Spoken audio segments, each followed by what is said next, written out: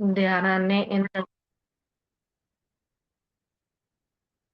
ధ్యానాన్ని ఎంత సులభంగా పరిచయం చేసిన పత్రి మాస్టర్‌కి, కర్మధ్యానం, కర్మ విపాకం ద్వారా మన జీవితాన్ని మార్చుకునే అవకాశం ఇచ్చిన వంశీ మాస్టర్‌కి, మా గురువుగారైన హైమా మేడంకి నా ఆత్మ ప్రణామములు.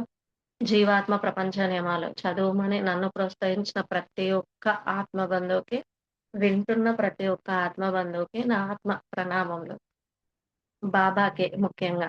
నాకు కలలు గాని, కథలు గాని, సబ్జెక్ట్‌కి సంబంధించి యూట్యూబ్‌లో గాని అంటే ఆహ్, నేను అడగకుండానే బాబా కొన్ని సార్లు చాలా అనుభవాలిస్తున్నారు. దానికి సంబంధించే వస్తున్నాయని సబ్జెక్ట్ చదివిన తర్వాత అర్థమవుతుంది. నాకది బాబాకి ఎన్ని కృతజ్ఞతలు చెప్పినా తక్కువే అనిపిస్తుంది.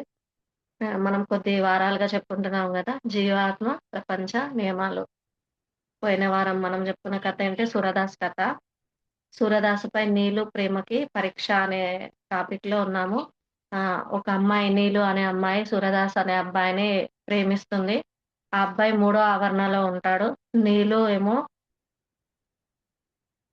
హ్మ్. ఐదో ఆవరణలో ఉంటుంది. సూరదాసు ఐదో ఆవరణలకి చేరాలనే సదుద్దేశంతో ఆత్మలోకంలో ఆత్మ ప్రణాళిక ఒక సరికాని తల్లిని ఎంపిక చేసుకొని, ఆ సరికాని తల్లి ప్రవర్తన మారుస్తానని చెప్పి, అక్కడ ఛాలెంజ్ చేసి ఒక ఆత్మ ప్రణాళిక రాసి భూమి మీదకొస్తాడు సూరదాస్. ఎందుకు అంటే ఆత్మ ఉన్న స్థితి నుండి ఉన్నత స్థితికి ఒకేసారి ఎక్సలరేటర్ ఎక్కాలనుకుంటాడు. అక్కడ ఆత్మలోకంలో. కానీ భూమి మీదకొచ్చిన తర్వాత ఆ తల్లి చెప్పే ప్రవర్తన తల్లి గదా! మరి తల్లి మాట జవదాటొద్దు అనే ఆ ప్రేమతో తల్లిని మార్చడం పక్కకు పెట్టి తానే మారిపోతాడు తల్లిలా. పైన ఉన్న నీలు అయ్యో! ఆ నీలు ఫస్టే చెప్తుంది భూమి మీదకొచ్చేటప్పుడే. "వద్దు నాయనా నువ్వు భూమి మీదకెళ్తే మళ్ళీ మనసు యాక్టివ్ అయ్యి కిందకి పడిపోయే ప్రమాదం ఉంది. నువ్వు అట్లా సరికాని తల్లిని ఎంచుకోకు" అని చెప్తుంది నీలు. కానీ వినడు సూరదాస్. వినకుండా ఛాలెంజ్ చేసి వస్తాడు భూమి మీదకి. వచ్చిన తర్వాత ఈయన చేసే ఈ కార్యాలు పైనుంచి ఆత్మలోకంలో తను ఆ నీలు చూసి, అయ్యో! సూర్యదాసు ఒక గట్టి నిర్ణయంతోనెళ్ళాడు భూమి మీదకి. కానీ చేసే నిర్ణయం వల్ల ఆయన కిందకి పడిపోతున్నాడని జెప్పి, మోహన్ దాసు వాళ్ళిద్దరూ వేరే వేరే ప్రదేశాల్లో ఉంటారు. మనకి వంశీ సార్‌ని, హైమ మేడంని కలిపినట్టు సూర్యదాస్‌కి కూడా కలుపుతుంది నీలు పైన ఆత్మలోకంలో ఉండి. ఇద్దరి మెంటాలిటీ సెట్ అవుతది. ఈ మోహన్ దాసు వెళ్తే కనీసం 'సూరదాస్‌లో' అన్న మార్పొస్తుందని పంపిస్తుంది. ఇద్దరిని ఏకం చేస్తుంది. ఆత్మలోకంలో ఉండి. మనం ఎక్కడెక్కడ వాళ్ళమో గదా! ఎవరికెవరం సంబంధం లేదిక్కడ. కానీ కలిసాం. ఒక ఫార్ములా చెప్పారు సారు. నన్ను పట్టుకోకండి. ఫార్ములాని పట్టుకోండి అని. పట్టుకున్నాం గట్టిగా. మనం పట్టుకున్న ఎంత ఫలితాన్ని మనం పొందుతున్నామనేది మన ఆత్మస్థితి మీదనే ఉంటది కదా! అలాగే మోహన్ దాసు ఎంత అందించాలనుకున్నా, ఎంత మంచి చేయాలనుకున్నా, సూరదాసుకున్న సరికాని ఆలోచనల వల్ల గత జన్మలో స్నేహితుల వల్ల చెడిపోయి, ఈ జన్మలో మళ్ళీ ఆ సరికాని తల్లిని తెచ్చుకొని, మళ్ళీ ఆ లక్షణాలనే రిపీట్ చేయడం వల్ల సూరదాసు దగ్గరికి వచ్చిన మోహన్ దాస్‌ను కూడా సరికాని జీవితాన్ని గడిపేలా చేస్తాడు. ఇద్దరూ పడిపోతారు. ఇద్దరు పడిపోయిన తర్వాత నీలు ఇంకా బాధపడతది. అయ్యో! అని. నేను పంపించిన సూరదాస్ దగ్గరికి మోహన్ దాస్‌ని పంపిస్తే ఆయన గూడా చెడిపోయాడు. సరికాని జీవితం గడుపుతున్నాడు అని చాలా బాధపడతది. ఇంకా తన బాధ చూడలేక ఆమె కింద ఐదో ఆవరణలో ఉంటది గదా! రెండో ఆవరణలకి కూడా పడిపోతది తను. పడిపోయిన ఇదంతా చూసి ఈ పరివర్తన ఆత్మలోకంలో ఉన్న ఉన్నత సదాత్మ మనకి హెల్ప్ చేసే ఆత్మలుంటారు గదా! నీలో కంటే ఉన్నత సదాత్మ. పై స్థాయిలో ఉన్న ఆత్మ వద్దమ్మా నువ్వు కింది స్థాయిలోకి పడిపోకు. నిన్ను చూసి నేను చూడలేకపోతున్నా. నీ పని నువ్వు చేసుకో. ఆమె ఆరో ఆవరణలకి వెళ్ళే సిద్ధంగా ఉంటది. కానీ వీళ్ళ వల్ల రెండో ఆవరణలకి పడిపోతది. వద్దమ్మా అలా చెయ్యకు. నేనే వాళ్ళ దగ్గరికి వెళ్లి వాళ్ళని మార్చే ప్రయత్నం చేస్తాను. నేను తీసుకుంటా ఈ బాధ్యత అని ఒక ఉన్నత సదాత్మ హెల్ప్ చేస్తారు. ఫకీరు వేషంలో ఆయన భూమి మీదకి వస్తాడు. నీలు ఫస్ట్ వాళ్ళిద్దరిని ఆత్మలోకానికి తీసుకురమ్మాలని వాళ్ళకి వేడుకుంటది. కానీ ఆత్మలోకానికి తీసుకురాకుండా ఉన్నత సదాత్మనే పైనుంచి కిందకి ఒక ఫకీరు వేషంలో వచ్చి చూడాలని వీళ్ళిద్దరిని మార్చాలనే ప్రయత్నం చేస్తూ ఉంటాడు. అదే ఈరోజు చెప్పుకునే టాపిక్. భూలోకానికి వచ్చిన దైవిక ఉన్నత సదాత్మ. సూరదాస్ కథలోనే ఇది ఒక భాగం. ప్రశాంతంగా ఉండమని నీలుకి చెప్తాడు. ఉన్నత సదాత్మ. సూరదాస్‌ని, మోహన్ దాస్‌ని కాపాడడానికి తనకి సహాయం చెయ్యమని. ఈమె గూడా వేడుకోవాలి గదా! సర్వశక్తివంతుడైన భగవంతుడిని ప్రార్థించమని దైవిక ఉన్నత సదాత్మ నీలుకి చెప్పారు. కొన్నాళ్ళ తర్వాత పకీరుల మారివేషంలో దైవిక ఉన్నత సదాత్మ భూలోకానికి వెళ్లారు. భూలోకంలో సూరదాసు, మోహన్ దాసు ఎందరినో దోచుకుంటూ దొంగలాగా ఎంతో మందిని వేధిస్తూ ఉన్నారు. దైవిక ఉన్నత సదాత్మ భూలోకానికి వచ్చిన రోజున వారు ఒక దొంగతనాన్ని చేశారట. ఆయన రావడమే ఆయన చూస్తూ ఉండగానే వీళ్ళొక దొంగతనాన్ని చేశారు. దానివల్ల వారికి వేలాది రూపాయలు లభించాయి. బాగా మద్యం తాగి పట్టుబడకుండా దొంగతనం చేశామన్న అహంకారంతో కారులో ఇంటికి తిరిగి వస్తున్నారు. వాళ్ళు వేగంగా వెళ్తుండగా వారి కారు ముందు నుంచి దైవిక ఉన్నత సదాత్మ వెళ్లారు. మరేదో ఒకటి జరగాలి గదా! సందర్భం. వాళ్ళని మారుస్తా అని నీలుకు చెప్పొచ్చారు గదా!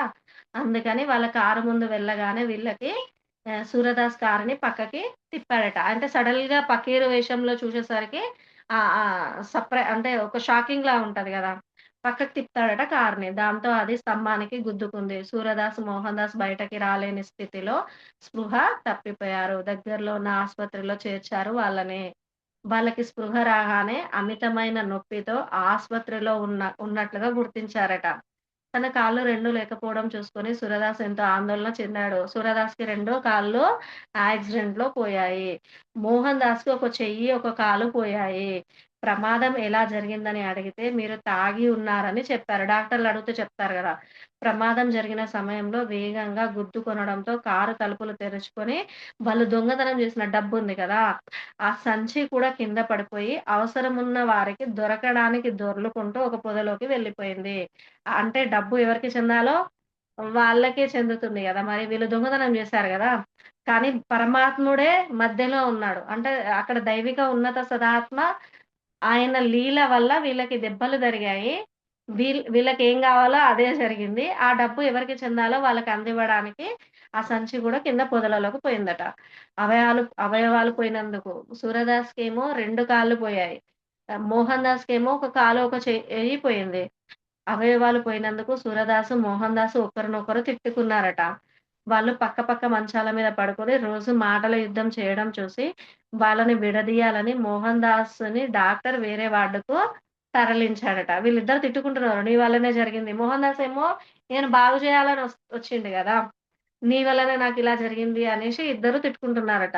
ఒంటరిగా ఉన్న మోహన్ దాస్ గతాన్ని తలుచుకోసాగాడు. ఎందుకంటే ఆయనను మారుస్తా అనొచ్చిండు. కానీ ఈయననే ఆయనలా మారిపోయిండు. తప్పు మార్గంలో నడిచినందుకే ఈ ప్రమాదం జరిగి కాలు, చెయ్యి పోయిందని అతడికి అర్థమైంది. పశ్చాత్తాపం వచ్చింది. ఇప్పుడు జీవితమంతా బాధపడాలి. చేసిన ఒక్క పొరపాటు వల్ల తనని మారుస్తా అని చెప్పి, తానే మారిపోయినందుకు ఇది జరిగింది అని చెప్పి, ఈ ఈ ఈ చిన్న పొరపాటు నేను చేయడం వల్ల నా జీవితమంతా బాధపడాలని అనుకున్నాడట. ఈ భయోస్థానికి అతడి అంతరాత్మ తెరుచుకుంది. ఇది దేవుడి న్యాయమని అతడికి చెప్పింది. ఈ పాపపు మార్గంలో నడిచేలా తనను ప్రభావితం చేసినందుకు అతను సురదాసును తిట్టుకున్నాడట. ఇంకా అప్పటినుంచి మంచి మార్గంలో నడవాలని గట్టిగా నిర్ణయించుకున్నాడట. ఇక్కడ ఒక చిన్న స్టోరీ చెప్పుకుందాం. తోడి దొంగలు. కర్మ ఫలితం ఎట్లైనా సారూప్య సిద్ధాంతం ప్రకారం ఈ జన్మలో చేసింది ఈ జన్మలోనే వచ్చింది మోహన్ దాస్‌కి. సూర్యదాస్‌కి గత జన్మదుంది. కానీ ఆ స ఎవరికైనా కర్మ ఫలితాన్ని కంపల్సరీ అనుభవించాలి గదా! మన చిన్న కథలో ఏందంటే తోడు దొంగలు ఇద్దరుంటారు. వాళ్ళు దారిన అంటే ఊర్లల్లకి మధ్యలో ఉంటది గదా! Bus stop. ఆ బస్ స్టాప్ దగ్గర నిల్చొని బంగారం, డబ్బులు బాగా ఉన్న వాళ్ళని ఒకరికొకరు అంటే తోడు దొంగలు వీళ్ళు వాళ్ళు అనుకోని ఇద్దరు వ్యక్తులు అనుకోని ఆ డబ్బు దోసుకుంటూ ఉంటారట. ఒక ఒకసారి ఊరి పెద్దాయన దగ్గరనే బంగారం తీసుకుంటూ ఉంటే, ఆ ఊరి పెద్దాయన, ఆ పక్క ఊరి పెద్దాయన ఈ జమీందారుకి కంప్లెయింట్ చేస్తాడు. ఇట్లా ఇద్దరు దొంగలున్నారు మీ ఊర్లో నువ్వు పట్టించుకోవట్లేదు అంటే, రాజభటులను పంపించి వీళ్ళు లెక్కలు చూసుకుంటారు. ఆ దోచిన డబ్బును. తీసుకుంటూ ఉంటే రాజభటులొచ్చి మిమ్మల్ని ఎన్ని సార్లు కారాగార శిక్ష మీకు విధించినా మీకు బుద్ధి రావట్లేదు. చేసే పని ఇలానే చేస్తూ ఉన్నారు అని చెప్పి గట్టిగా బెదిరించి వాళ్ళని ఒక సంవత్సరం పాటు జైల్‌లో ఏస్తారట. అంటే చెప్పి ఏస్తారు గదా! అలా చెరసాలలో ఏస్తారట. ఒక సంవత్సరం ఉంటారు అందులో. పశ్చాత్తాపం వస్తది వాళ్ళకి. మనం చేసినాం గదా! మనకొచ్చింది అనేది వస్తది. కానీ సంవత్సరం అయినంక మళ్ళీ బయటికొచ్చిన తర్వాత, ఈరోజు ఇంకో ఈసారి అంటే వాళ్ళు ఆ సంవత్సరం రోజులో పక్క జైల్‌లో ఉంటారు. ఆ సంవత్సరం ఉన్నప్పుడు వాళ్ళకి వస్తది పరివర్తన ఆలోచనలొస్తాయి. మనం చేసిన పనికే మనకి ఈ చెరసాలలో ఉండాల్సొచ్చింది, ఈ జైలు కూడు తినాల్సొచ్చింది అనేది వస్తుంది ఆలోచన. బయటికెళ్ళిన తర్వాత మంచి పనులు ఇప్పటికైనా జేయాలి. దొంగలా ప్రవర్తించొద్దు. ఓహ్! పరుల సొమ్ము పాము వంటిది అని ఇట్లా నీతి వాక్యాలు చెప్పుకుంటూ ఉంటారు. ఒకరికొకరు ఇద్దరు తోడు దొంగలు గదా! మరి. చెప్పుకుంటూ ఉంటారు. బయటికొచ్చినంక చెయ్యొద్దు అనుకుంటారు వాళ్ళు. కానీ మళ్ళీ ఒక సంవత్సరం గడిచిపోతది. బయటికొస్తారు. వచ్చిన తర్వాత చెయ్యొద్దు నేను వేరే పని జూసుకుంటా అని ఇద్దరు అనుకోని, ఇద్దరు పని జేస్తరు. కానీ ఊరి ప్రజలు చిన్న ఊర్లో కొంతమందే ఉంటారు గదా! అట్లా కొంతమంది ఉండడం ద్వారా దొంగ అనే ఒక ముద్ర పడిపోతది వీళ్ళిద్దరి మీద. అరే! నువ్వు దొంగతనాలు జేసేవాడివి ఇంకేం కష్టపడతావురా? ఇంకేం కష్టం జేస్తావురా? అని రెచ్చగొడతారు. మన వాళ్ళు అంతే గదా! రెచ్చగొట్టేసరికి వీళ్ళ లోపలున్న అహం లేస్తది. అంటే నేను దొంగగా ఉన్నప్పుడే మంచిగా తిని బ్రతికినా. ఏదో ఆ జైల్‌లో ఉన్నా గానీ మంచిగా బ్రతికినా. ఇప్పుడు చూడు నేను కష్టం జేస్తా అని మారిన తర్వాత నాకెవ్వరు ఇవ్వట్లేదు గదా! అని ఇంకొకతన్ని ఫ్రెండ్‌గా చేసుకుంటారు. అతడు కొంచెం మారువేషం ధరించగానే కొంచెం ఆ రూపం ధరించగానే అలా మారిపోతాడు. చెట్ల దగ్గర కూర్చొని తపస్సు చేస్తున్నట్టు నటిస్తాడు. ఆ ఊరి ప్రజలు వెళ్ళేటప్పుడు. అయితే వీళ్ళు బ్రతికిన ఈ చిన్న ఊర్లో వీళ్ళు దొంగలని ముద్ర పడిపోయింది గదా! ఈ ముగ్గురేమో ఆలోచిస్తారంటే వేరే ఊర్లో అయితే వీళ్ళని గుర్తుపట్టే వాళ్ళుండరు గదా! వేరే ఊరికెళ్ళి మళ్ళీ మనం దొంగతనం చేద్దాం. కానీ ఇలా గాదు. ఇలా దోచుకోవడం గాదు. ఇంకో పద్ధతి మారుద్దాం అని చెప్పి ముగ్గురు ప్లానేసి ఒకడేమో చెట్టు కింద తపస్సు చేస్తున్నట్టు కూర్చుంటాడు. ఒక్కడేమో మా గురువుగారు ఈయన హిమాలయాల నుండి తపస్సు చేసొచ్చాడు. ఈయనకి దైవశక్తులు బాగా ఇవ్వబడ్డాయి. మట్టిని గూడా బంగారంలా మారుస్తాడీయన అని చెప్తూ ఉంటాడు. ఇది నిజమని ఇంకోడు అంటే ఎంకరేజ్ చేస్తూ ఉంటాడు వాళ్ళని. ఊరి ప్రజల్ని. అలా ముగ్గురు ప్రయత్నం ఫస్టే పథకం వేసుకొని అలా కూర్చుంటారు. కానీ అది పౌర్ణమి రోజు ఉండాలి మళ్ళీ. ఆయనకి దైవశక్తులు రావాలి అంటే పౌర్ణమి ఉండాలి. ఆ పౌర్ణమి రోజే మట్టి ముద్ద బంగారం ముద్దను జేస్తాడు. కానీ బంగారం ముద్ద మట్టి ముద్ద బంగారం ముద్ద గావాలి అంటే, మీ దగ్గరున్న బంగారాన్ని మొత్తం తీసుకొని రావాలి. తీసుకొనొస్తే ఈయన దైవ శక్తులతోని రెట్టింపిస్తాడు మీకు అని చెప్తాడన్నట్టు. అంటే మట్టి ముద్ద అని వీళ్ళు తీసిచ్చిన మట్టి ముద్ద బంగారం అవుతది. వాళ్ళు తెచ్చిన ముద్ద 2 రెట్టింపు అవుతది గదా! అని చెప్తారు. ఇంకా ఊరి ప్రజలంతా సరే మాకు రెట్టింపు బంగారం అవుతది. అసలే బంగారం రేట్ ఎక్కువుందని జెప్పి పాపం ఊరి ప్రజలంతా ఇంకా మోసపోతారు. ఒకరికొకరు అందరూ తెచ్చుకుంటారు. ఈ మూడో వ్యక్తి మధ్యలో అంటే డౌటు పెడతాడు. మరి అది నిజమని ప్రూవ్ చేయాలి గదా! అని ఈయన ఈ ఫస్టు తపస్సులో కూర్చున్న వ్యక్తి ఏమో మట్టి ముద్దను చేస్తానని ఆయన ఏం చెప్పడు. జస్ట్ తపస్సులో కూర్చుంటాడు. రెండో వ్యక్తి సహకరిస్తాడు. ఈయన ఈ పని చేస్తాడు అని. మూడో వ్యక్తి ఏమంటాడంటే అసలు మట్టి ముద్దని ఎవరైనా బంగారం ముద్దలా మారుస్తాడా? అంటే నిజాయితీ నిరూపించుకోవడానికి. మరి ఊరి ప్రజలు మొత్తం బంగారం తెచ్చి ఇవ్వాలి గదా! వీళ్ళకి. అలా అని ఒక పథకం వేస్తాడన్నట్టు. వేసి నిజంగా అసలు మీరు మోసపోతున్నారా? మీరు ఆలోచిస్తున్నారా? ఎక్కడైనా మట్టి ముద్ద బంగారం ముద్ద అవుతదా? కొంచెం గూడా మీకు తెలియలేదా? అని రివర్స్ మాట్లాడతాడు. మాట్లాడేసరికి వాళ్ళకందరికి అనుమానం వస్తది. నిజమే గదా! అని అందరూ పక్కకు జరిగిపోతారు. ఈ రెండో వ్యక్తి ఉన్నాడు గదా! ఆ రెండో వ్యక్తి అంటాడు హ్మ్. మా గురువు గారినే నువ్వు వ్యతిరేకించే స్థాయికి నువ్వు ఎదిగావా?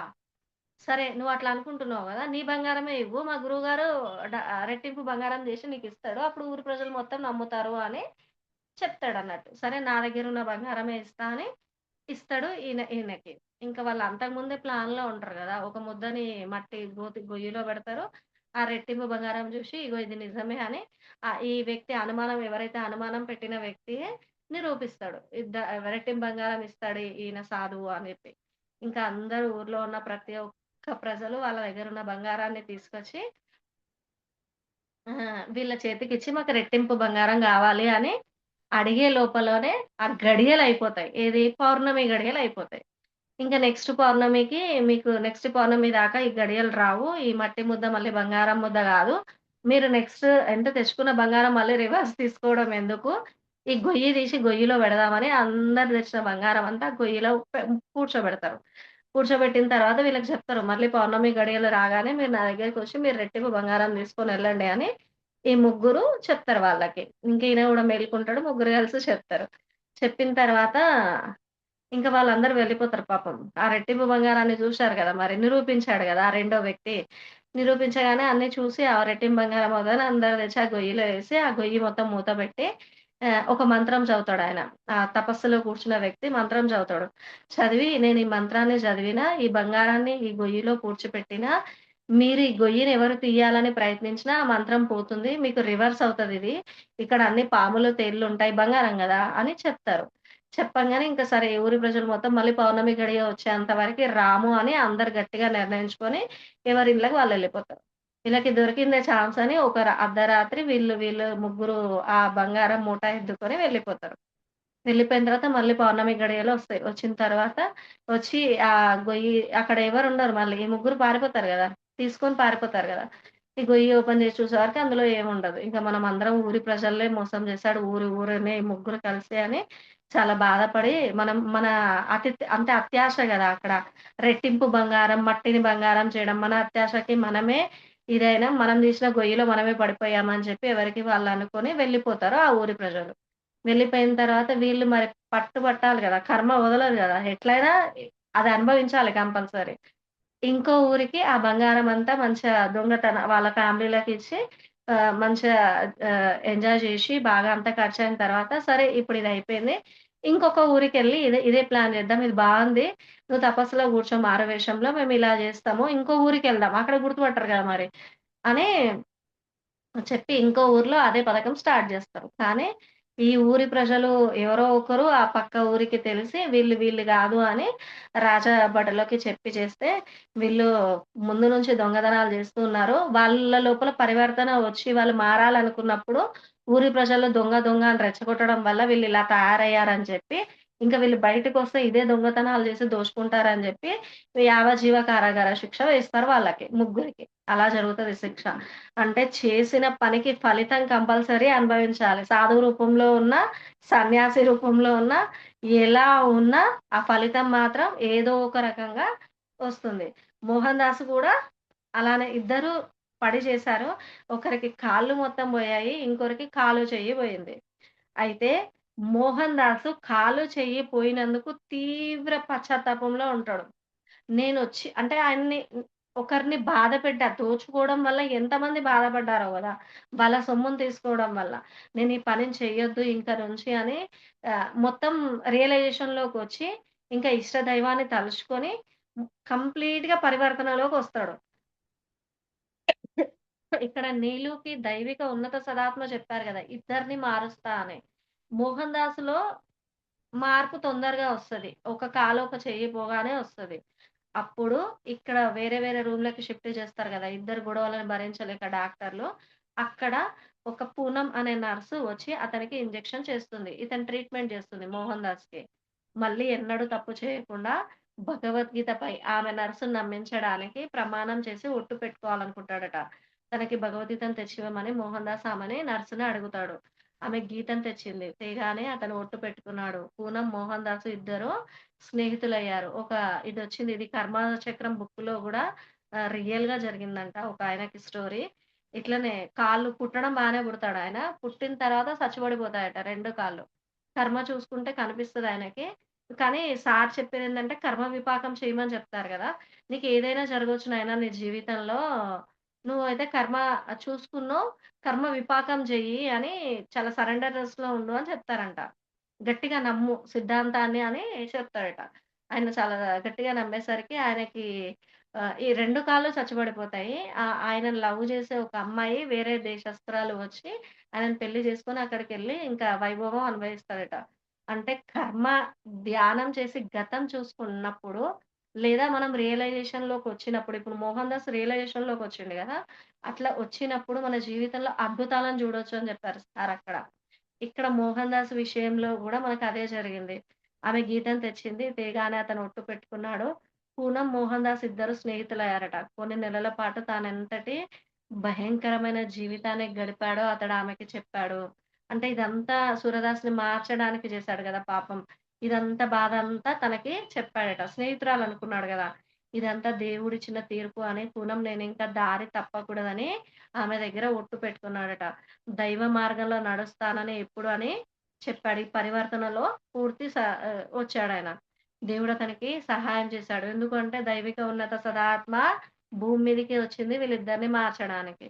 పూనమ్ మోహన్ దాస్‌ను ప్రేమించింది. ఆయన సహాయం వల్ల ఈమె ఆకర్షితురాలయ్యి అతన్ని ప్రేమించింది. అసలు అన్ని అవయవాలు ఉన్న వాళ్ళే మోసం చేస్తున్న రోజులివి కదా! తాను వికలాంగుడు కనుక మోహన్ దాసు తనకి ఆమెపై గల ప్రేమని దాచాడు. పైగా పూనంకి తన సంగతంతా తెలుసు కనుక ఆమె తనెన్నడూ పెళ్లి చేసుకోదని అనుకున్నాడు. అంటే ఒక కాలో, ఒక చెయ్యి లేకపోతే ఇంక ఆమె ఏం జేస్తది అని అనుకుంటాడు గదా! ఈయనకేముండదు. అంటే ఈమంటే అతనికి ఇష్టం ఏర్పడతది. కానీ చెప్పడు. ఇంకా ఆమె ఆ నర్స్ మాత్రం చెప్పేస్తుంది. ఆసుపత్రి నుంచి ఇంటికి వెళ్ళే ముందు రోజు మోహన్ ఇప్పుడు ఎక్కడికి వెళ్తారు అని నర్స్ అడుగుతుందట. వెళ్ళడానికి ఏ చోటు లేదు పూనం. నేను ఒక్కదాన్నే ఉంటాను. మా ఇంట్లో మోహన్, నేను మిమ్మల్ని చూసుకోగలుగుతాను. ఆమె చెప్తుంది, "నువ్వు మా ఇంటికొచ్చేసి నేను నిన్ను చూసుకోగలుగుతా" అని. పూనం నేను వికలాంగుడిని. ఆయన రిలేషన్‌లో ఉన్నాడు గదా! నీకు భారం అవ్వడానికి ఎలా ఒప్పుకుంటాను? మోహన్ మీరంటే నాకు చాలా ప్రేమ. మనిద్దరం పెళ్లి చేసుకుందాం. నా భర్తగా మిమ్మల్ని సంతోషంగా అంగీకరిస్తున్నాను అని ఈ అమ్మాయి చెప్తుంది. పూనమ్ అనే అమ్మాయి నర్స్ చెప్తుంది. మోహన్ దాస్ తనకి ఆమె మీద ప్రేమ ఉందని, ఆమెకి భారం అవ్వడం ఇష్టం లేదని చెప్పాడు. కానీ ఆమె మాత్రం తాన్ని పెళ్లి చేసుకుంటే జీవితం పరిపూర్ణమవుతుందని, తాను నర్స్ గనక ఇద్దరూ కలిసి జీవించగలరని పట్టుబట్టిందట. కొంతసేపటికి మోహన్ దాస్ ఒప్పుకున్నాడు. వాళ్ళు పెళ్లి చేసుకుంటున్నామని చెప్పారట. వాళ్ళు ఇద్దరు గూడా ఒప్పుకున్నారు. ఇక్కడ ఒక చిన్న స్టోరీ చెప్పుకుందాము. మనం అనుకుంటాం గదా! అంటే నాకెందుకో ఈ స్టోరీ జూసినప్పుడు అనిపిచ్చింది. ఆహ్, ఆహ్, 'జబర్దస్త్‌లో' సుధీర్ అని ఒక క్యారెక్టర్ ఉంటది గదా! తన లవ్ స్టోరీ జెప్పాడు తను. ఒక కథ వచ్చింది. అది అనిపిచ్చింది. చిన్నప్పుడు చిన్న స్కూల్ నుంచి ఒక అమ్మాయి సుధీర్‌ని ఇష్టపడతది. సుధీర్ గూడా అమ్మాయిని ఇష్టపడతాడు. ఇంకా లైఫ్‌లో సెటిల్ గావాలి కదా! సుధీర్ ఫ్యామిలీ చాలా వీక్‌గా ఉంటది. మనం అనుకుంటాం సీరియల్‌లో, సినిమాల్లో చేసే వాళ్ళ జీవితాలంతా చాలా అద్భుతంగా ఉంటాయి అని. కానీ ఎవరి జీవితం పూల పాన్పు గాదు. అందరూ ముళ్ళబాట దాటి వస్తేనే పూల పాన్పును అందుకోగలుగుతాం. అక్కడ సుధీర్ వాళ్ళ ఫ్యామిలీ చాలా పూర్‌గా ఉండడం వల్ల ఆ అమ్మాయి కోసము, ఇంకా వాళ్ళ ఫ్యామిలీ కోసము సిటీకొచ్చి నేను ఈ ఇది ఈ అవకాశం ఇవ్వబడతదంట. ఈ జబర్దస్త్ అనే అవకాశం ఇవ్వబడి చాలా ముందుకెళ్తాడు. చాలా ఇదవుతాడు. ఈయన డెవలప్ అయ్యే మూమెంట్‌లో ఆ లవ్ చేసిన అమ్మాయి నేనెన్ని సంవత్సరాలైనా నీ కోసం వెయిట్ జేస్తాను అని చెప్తుంది. చూడండి అన్నీ కరెక్ట్‌గుండి, అన్నీ మంచిగున్న వాళ్ళనే మోసం చేస్తున్న కాలం ఇది. అట్లాంటిది ఒక నర్సు అతని మోహన్ దాస్ ఇష్టపడింది అంటే కారణం మన లోపల ఉన్న పరివర్తన. ఆ పరివర్తననే మనలో ఉండే ఆ పశ్చాత్తాపమే మనకి జీవితం అద్భుతంగా మార్చడానికి ఒక బాట వేయబడుతుంది. ఆ అమ్మాయి ఇతడు డెవలప్ అవుతాడు. కానీ ఆ అమ్మాయి మాత్రం ఇంకొకతన్ని ఈయనెప్పుడొస్తాడో తెలీదని చెప్పి ఇంకొకతన్ని పెళ్లి చేసుకుంటుందంట. లవ్ చేసే చేసుకుంటుంది. అది తెలిసి సుధీర్ చాలా ఫీల్ అవుతాడట. చాలా సంవత్సరాలు డిప్రెషన్‌లోకెళ్ళిపోతారు. నార్మలే గదా! అది. ఒక అమ్మాయి ఇష్టపడి హ్యాండ్ ఇస్తే ఎలా అనిపిస్తది మోసం జేస్తే. కానీ ఆయన ఆలోచించిన విధానం ఏంటంటే, నన్ను కన్న తల్లిదండ్రులు భూమి మీద ఉన్నారు. నేను వాళ్ళ కోసం బ్రతకాలి.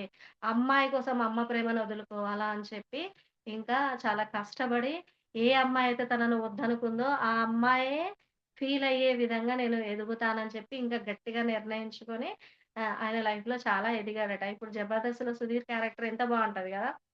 అంటే వెనక స్టోరీ అలా ఉంటది.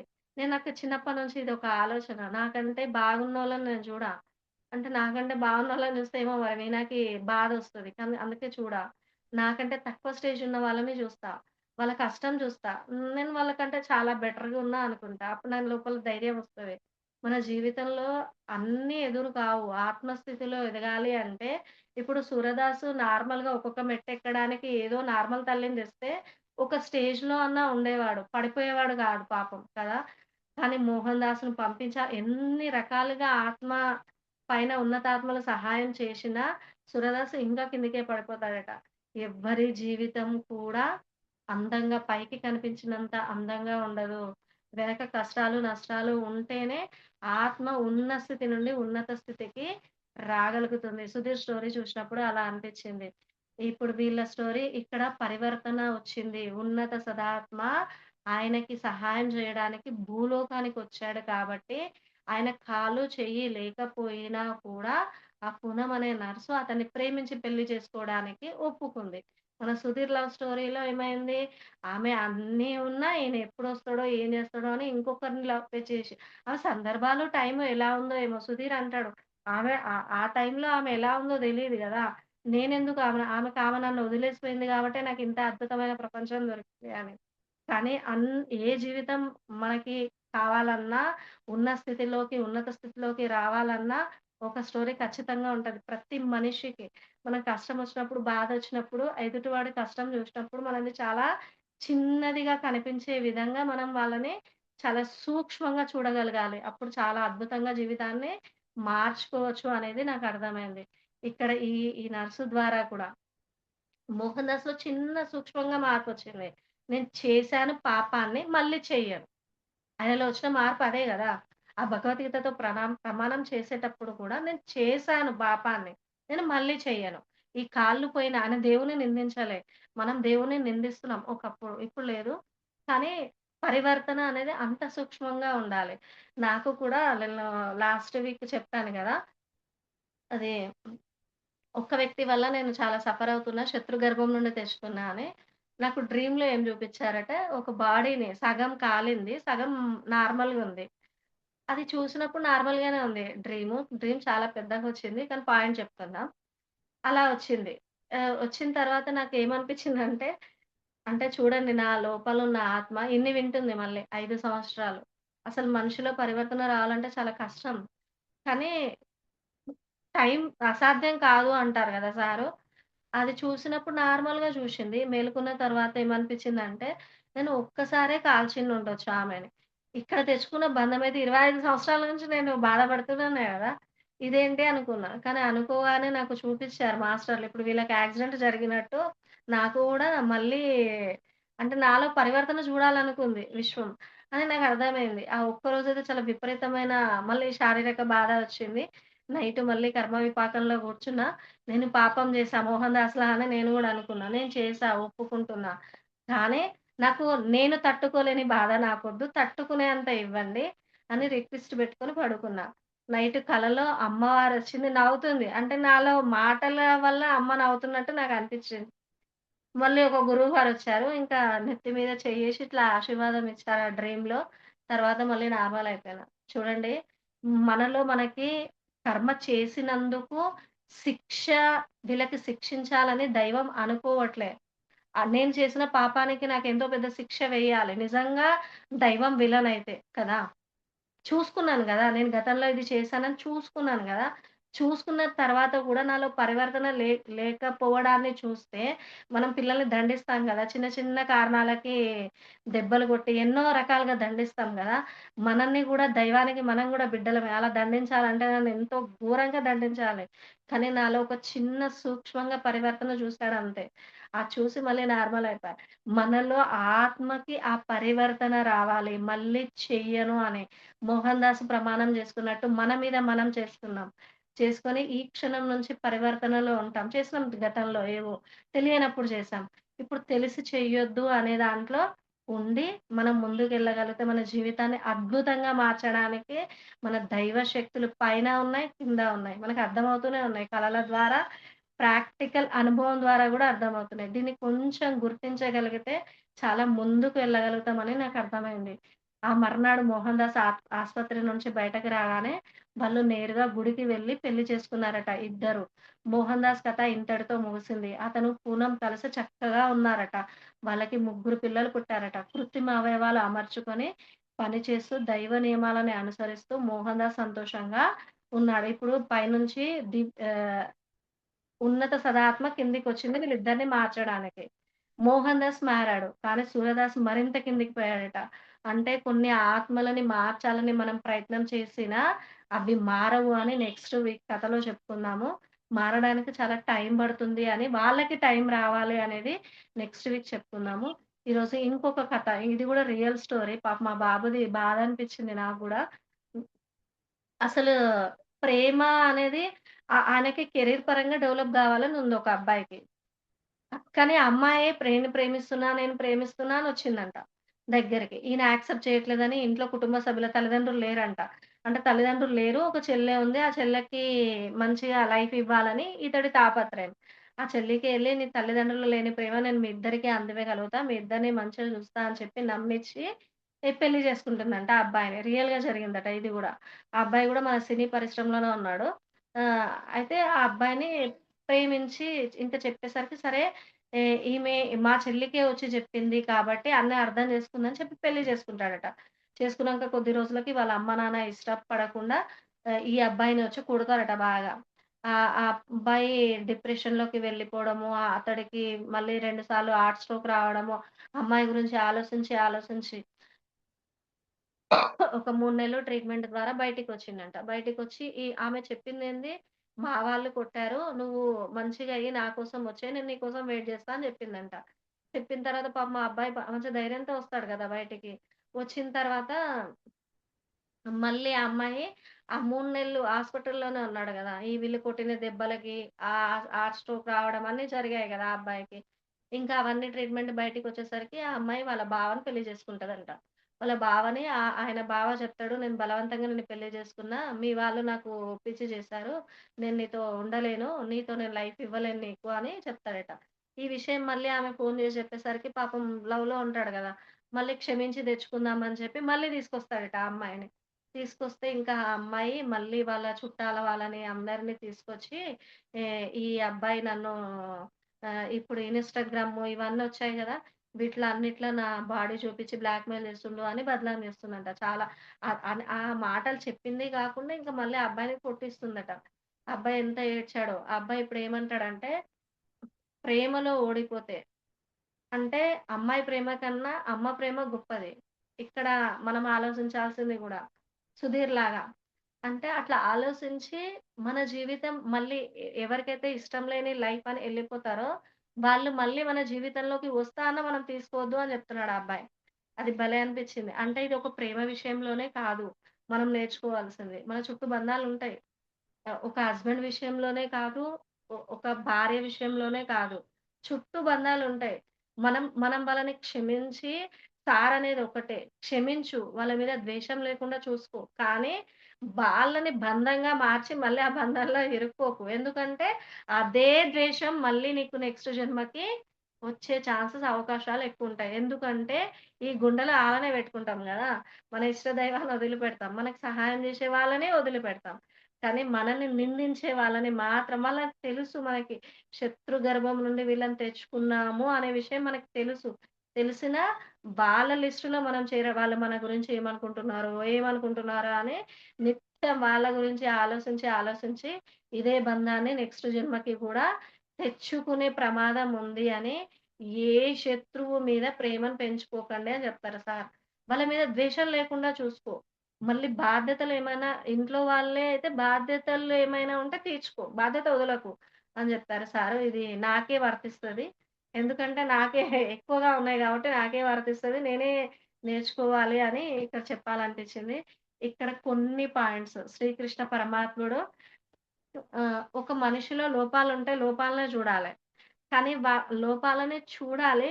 వాళ్ళకి మనం చెప్పగలగాలి. వాళ్ళు మారారు అన్నా ఓకే. మారకున్నా ఒకటే. వాళ్ళ కోసం మన ఎనర్జీని వేస్ట్ చేయొద్దు కదా! వాళ్ళని కూడా మళ్ళీ అట్లా అని వాళ్ళ ఆత్మస్థితి అట్లా ఉందని వాళ్ళని లోకువ చేసి చూడొద్దట, మాట్లాడొద్దట. మన జీవితంలో కొన్ని పాయింట్స్ శ్రీకృష్ణ పరమాత్ముడు ఇచ్చాడు. మనలో ప్రయత్నం అనేది ఎవరి జీవితం పూల పాన్పు కాదు. అవమానాల ద్వారానే మొదలవుతాయి. మనలో ప్రయత్నం గట్టిగా నిర్ణయించేది ఆ శత్రువు వల్లనే ఇదవుతది.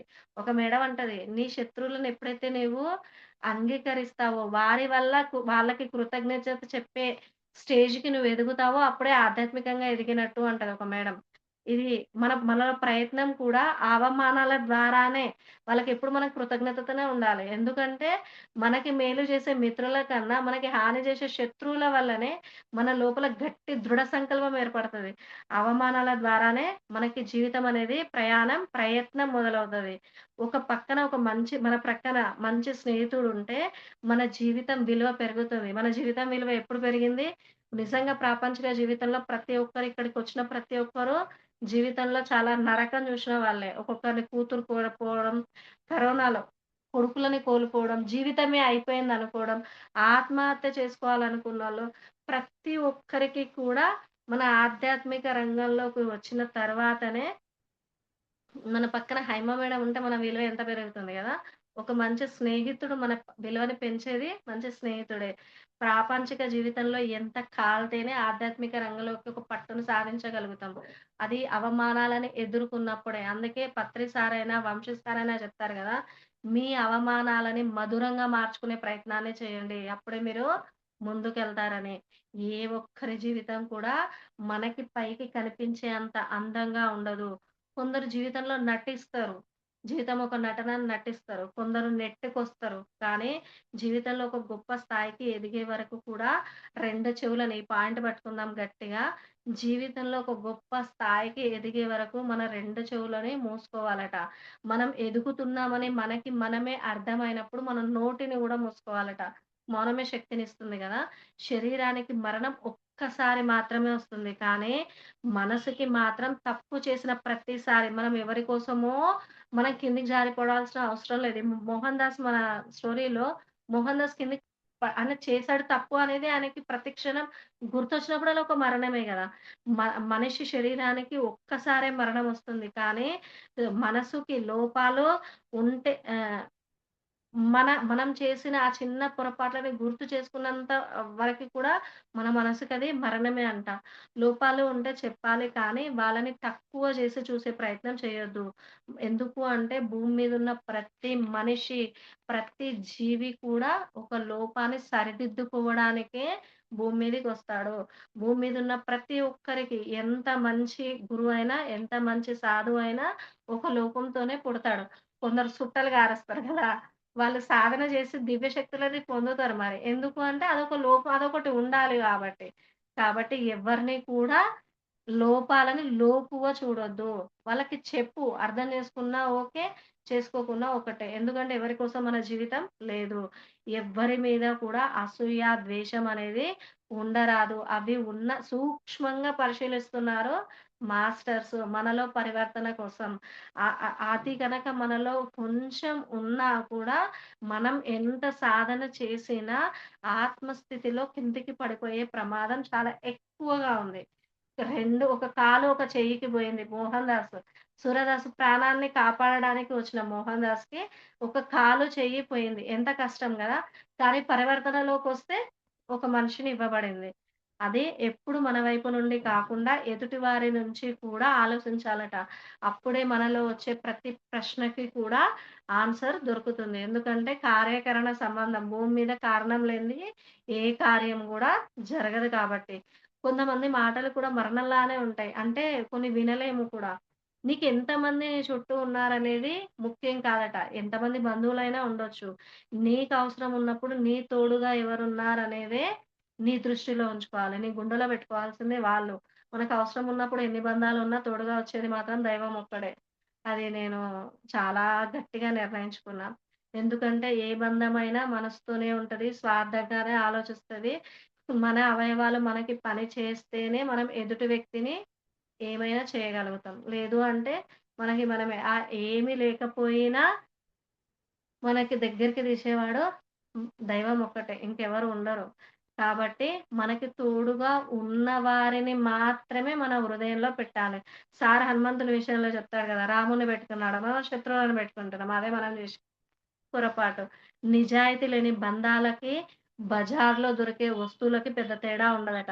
ఎంత ఉంది జూడు. బంధానికి, వస్తువునికి బజార్‌లో దొరికే వస్తువుకి పెద్ద తేడా ఉండదట. బంధం అంటే ఎదుటివారు మనం పక్కన ఉంటే మనకి చెప్పే చనువు ఉండాలె. ఈ బంధం నా పక్కనుంది. నేను వీళ్ళతో ఓపెన్‌గా మాట్లాడగలుగుతా అనే చనువు ఉండాలట వాళ్ళకి. అడిగే చొరవ ఉండాలి. వాళ్ళకేమైనా అనిపించినా మనల్ని అడిగే చొరవ ఉండాల వాళ్ళకి. ఈ 2 ఉన్నప్పుడే ఆ బంధం అనేది కలకాలం నిలుస్తుంది. లేకపోతే బంధం ఉన్నా వృధానే అని చెప్తున్నాడు. మనం ఎదగాలి అన్నంతే మనం ఆత్మస్థితి ఉన్న స్థితి నుండి ఉన్నత స్థితికి రావాలి అంటే మనలో కొండంత సహనం ఉండాలట. అన్నీ ఉన్నప్పుడు ధైర్యం ఉండడం కాదు. అందరూ ఉన్నప్పుడు ధైర్యం ఉండడం కాదు. ఎవరు మనల్ని వదిలేసినా మన చుట్టూ ఎన్ని సమస్యలు వచ్చి పడ్డా పరీక్షలు జరుగుతుంటాయి గదా! మరి. సమస్యలొచ్చినా ధైర్యాన్ని కోల్పోరాదు. ఎందుకంటే దైవం మన అండగా ఉన్నారు అని ఎదుటివారు అనుకుంటున్నారు అనేది ఇక్కడ ముఖ్యం కాదు. మనం మన గురించి ఏమనుకుంటున్నాము అనేదే ముఖ్యం. జీవితం అనేది ఒక నది ప్రవాహంలాగా అది నిరంతర ప్రయాణం. అజ్ఞానులతో వాదించి మనము చేసే ఒక గంట ధ్యానానికి శక్తిని సంపాదించి, ఈ అజ్ఞానులతో వాళ్ళ ఆత్మస్థితిలో తక్కువున్న వాళ్ళతో వాదించి, వాళ్ళతోని శత్రువులాగా చూడొద్దు. వాళ్ళు చూస్తున్నా మనం చూడొద్దు. ఆహ్, కానీ బాధించొద్దు. శక్తిని కోల్పోకుండా మనల్ని మనం కాపాడుకుంటూ ముందుకెళ్ళాలి. జీవితం అనేది ఒక కఠిన పరీక్ష అంట. ఆ పరీక్ష నెగ్గితేనే మన స్థితి పెరుగుతుంది. నిరంతరం ఏది జరిగినా మనం ఏం నేర్చుకోవాలి అనే మీదనే మన దృష్టి ఉండాలి తప్ప, పక్క వారి మీద మనం దృష్టిని పెట్టరాదు. ఎవరిని జడ్జ్ చేయరాదు. ఎవరి ఆత్మస్థితి వారిదే. 'మోహన్ దాస్ సురదాస్‌ని' మార్చాలనొచ్చాడు. పాపం కాలు, చేయి పోగొట్టుకున్నాడు కదా! కాబట్టి మనం కూడా చాలా జాగ్రత్తగా జీవితాన్ని ఉండాలి. నీకు నచ్చని చోట ఉండొద్దు అక్కడ. కానీ నీకు నచ్చలేదు అనే మనుషుల ఉండి నీ మైండ్‌ని గజిబిజిగా చేసుకునే కంటే, నువ్వు ఒక్కదానివే ఉన్నా ప్రశాంతంగా ఉండే చోటుని వెతుక్కోవాలట. అదే గొప్పతనం. ఎవరు ఏమి అనుకున్నా నీ సంతోషమే నీకు ముఖ్యం. నీవు సంతోషంగా ఈ క్షణాన ఉన్నావా అనేదే నీకు ముఖ్యం. భరించడం మనం బంధాలు వీక్ ఉండి, మన బంధాల్లో పడిపోయి, నువ్వు భరించడం ఒక పనిగా పెట్టుకుంటే, నిన్ను చేతగాని వాడిలాగా చూస్తారు. అప్పుడు నీ ఆత్మస్థితి ఇంకా కిందికి పడిపోయే ప్రమాదం ఉంది. ఫస్టు ఎవరిని ప్రేమించకు. దైవాన్ని ప్రేమించు. నిన్ను నువ్వు ప్రేమించుకో. ఎవరు మోసం చేసినా అది వాళ్ళ తప్పు కాదు. మన మంచితనమే వాళ్ళకి అవకాశాన్ని ఇచ్చింది అనేది అర్థం చేసుకొని, వాళ్ళని మళ్ళీ మనం మోసం చేయాలనే భావన మనలో రాకుండా, కాలం అన్నది అన్నిటికి సమాధానం ఇస్తుంది అనేది మనం గట్టిగా నిర్ణయించుకొని, వాళ్ళ నుంచి మనం జాగ్రత్తగా ఉండడానికి చేయాలి. ఎందుకు అంటే జీవితం అనేది ఒక పోరాటం. ఈ చేసే పోరాటం ఏదో ధర్మం కోసం చేయాలి.